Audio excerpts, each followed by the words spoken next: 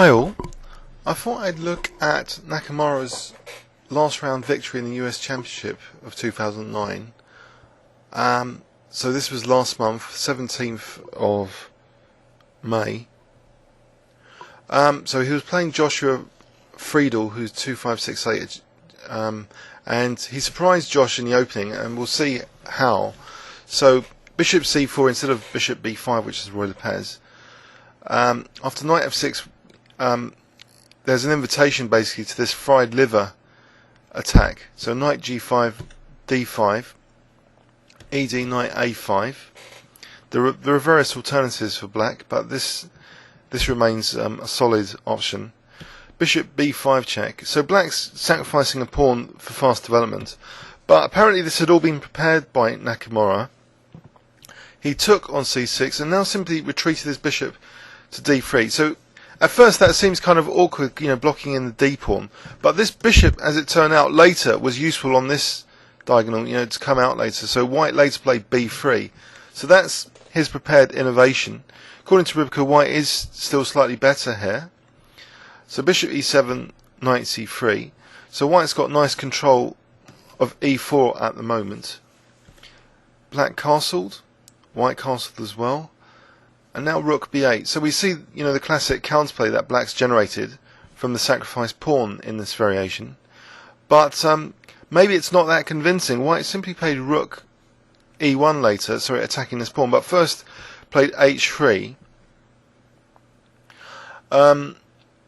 And this, severely restricts black's options, knight g4 and bishop g4. So although it's a bit controversial sometimes to leave such a potential target on the king side, black played now c5, so maybe he's trying to threaten c4 to drive this bishop to a more passive square, and it's at this point that b3 was played.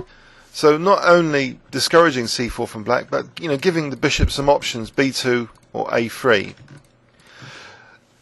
So black played actually rook b4 now, which Rybka doesn't really like. It gives a tactical target.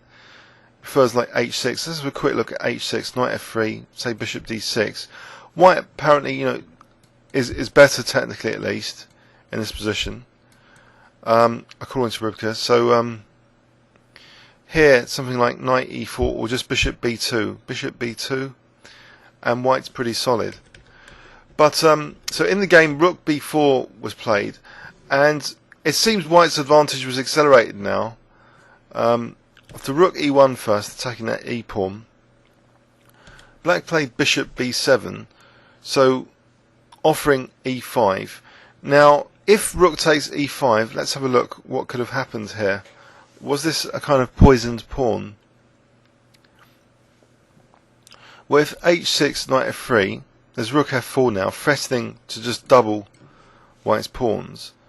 And if bishop e2, maybe this is okay for white. I can't see anything, even with Rybka's help, which is too convincing for black here.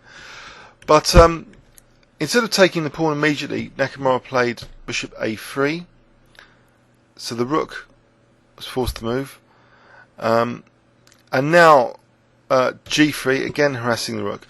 But also, weakening these light squares. So that seems a bit dangerous, for a thing to consider, weakening these kingside squares. After rook d4, now simply knight f3, attacking the rook yet again.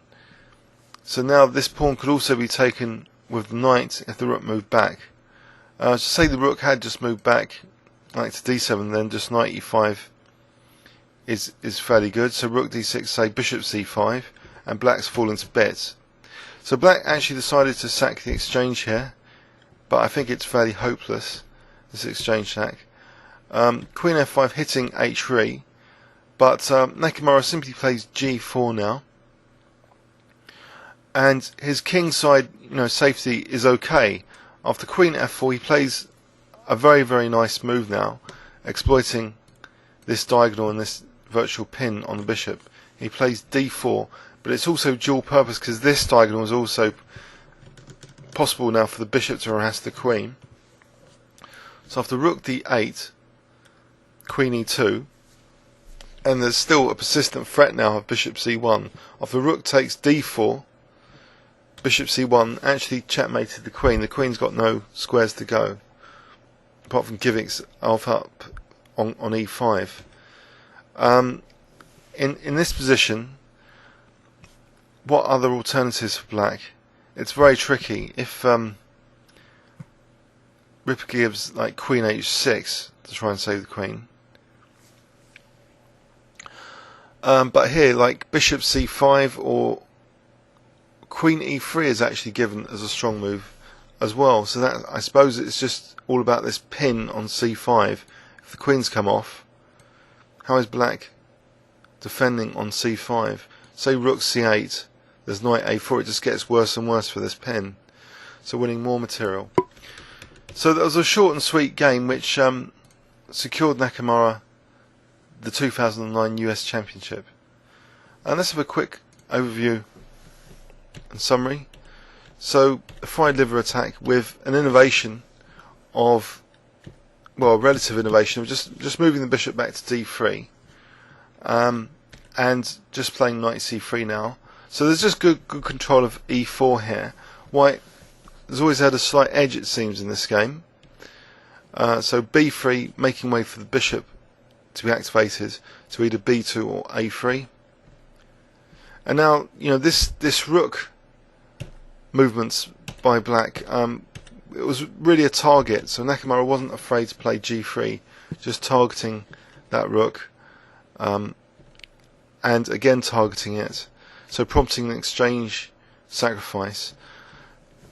So yeah, it seems black never really got going with counterplay here, especially after this very nice move d4, just threatening basically to trap the black queen. So it was a fairly crushing and short victory. Please leave any comments or questions on YouTube. Thanks very much.